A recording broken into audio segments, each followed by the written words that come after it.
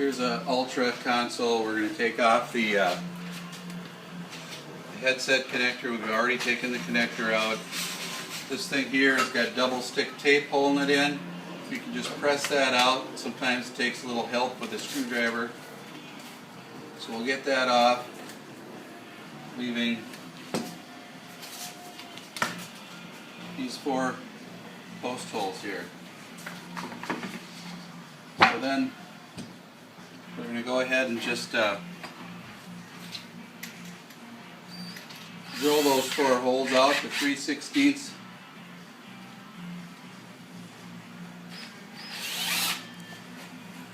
From the back side.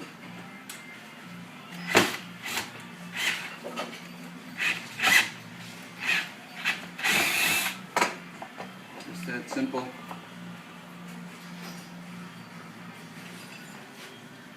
And just be careful you don't leave any metal shavings on there when you're done. Our part, we've already gone ahead and adhered the base in there, the mat, and you can see we've already put in the O-ring seal, and that's pretty easy to just install that by going around the edge and then clip it off tight at the bottom.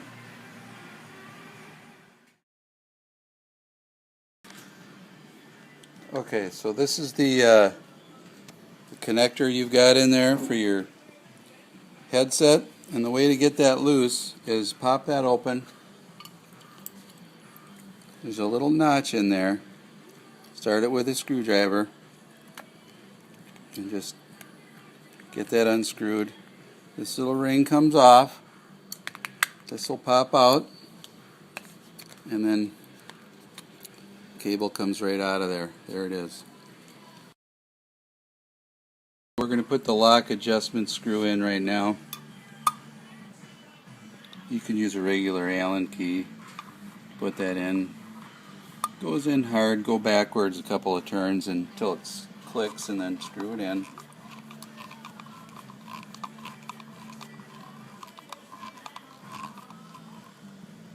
Okay, I screwed it all the way down tight. We've already installed the lock in here, and we've already installed this inside gasket. So we're going to go ahead and put this on here.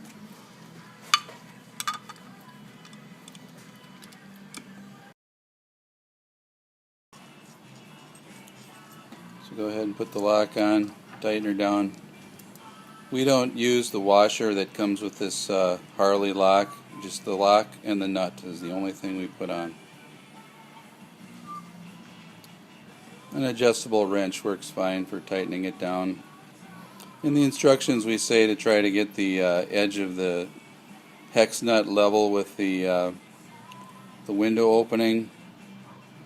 It's not real necessary, but it is important to see what he's doing there as he straightened the lock. It is important to make sure that the barrel of the lock itself is straight with the part so that it latches correctly. Sometimes these Harley locks get a little burr on the underside. It works best if you file that burr off. It'll just work better. Eventually it'd wear off in the part, but you want it to work real good right out of the chute. I usually file that off. Just go ahead and put it on there now. The screw is in the bottom for jacking that out. This one's really tight already, but if yours isn't tight, you can just go ahead and put your Allen wrench in there and just loosen that screw up until your lock is really nice and tight in there. And then look in the gap of the console here, and you can see that your rain seal is a tight seal. Okay, so we've got the console wired, we've got our cables fed up in the bottom. I've just got a little piece of tape to kind of hold it in there for now. We're going to just go ahead and the seal is in on the base. We're going to go ahead and lay it on there. You can use a awl here to kind of help you line up the hole. Make sure that you're right above it. You don't want to cross thread the screws when you're putting them in. Go ahead and use the screws that the base was mounted with in the package, and go ahead and get that started. I like to use a stubby Phillips screwdriver for this because it allows you to kind of make sure that you're going down straight on it. Again, if the screw starts to feel like it's not going in easy, go backwards a couple of turns.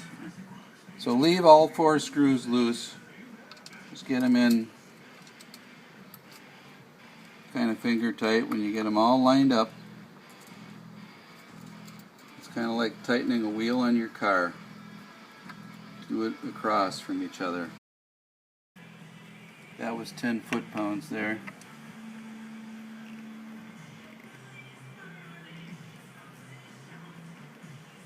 And it's a good idea to just check and see what it's doing to your seal along here. That's really nice and tight on that side. This is a little tighter at the back than it is at the front. So I'm going to give the front another half a turn. Give each of these half a turn. Don't go too far on these because they will break. So there you go. The console is mounted in place. We've got this one set up for an iPod. So we have our alignment tape on the bottom. This iPod's really thin. So we've left enough slack so we can go ahead and plug in our iPod cable. Whoops, upside down. And then you can see there's a case on this thing too. And then that's just going to sit in there like that. And we can put the cover on.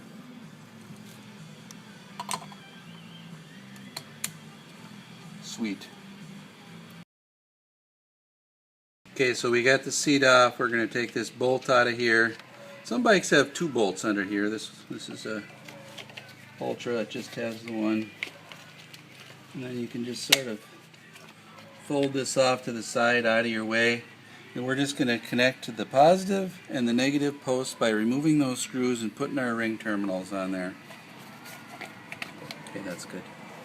Okay, so we've got that wired up. We've got our fuse located right here. Be sure you get the fuse that comes in the kit inside the holder. There it is in there. And it's easy to get at if you ever blow a fuse. I don't know why you would.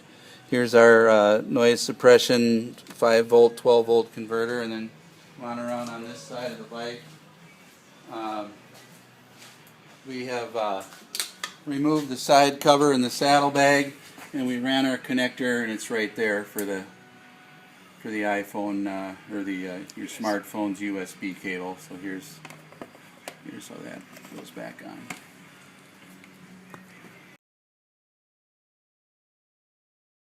So we got the console installed here. It's an iPod that's in there. You can see the cables going down. We used a cable with a splitter in it and then ran the connector to a barrel connector right here and then out to the goes up underneath the tank here, underneath his chrome plate, and then up through here, out the handlebar hole, and you can see it's just the cable's just routed right underneath there, so you only just see it for that little short way to the Harley radio. And then down here you can just see we routed his USB connector up underneath the side cover, and that's about it.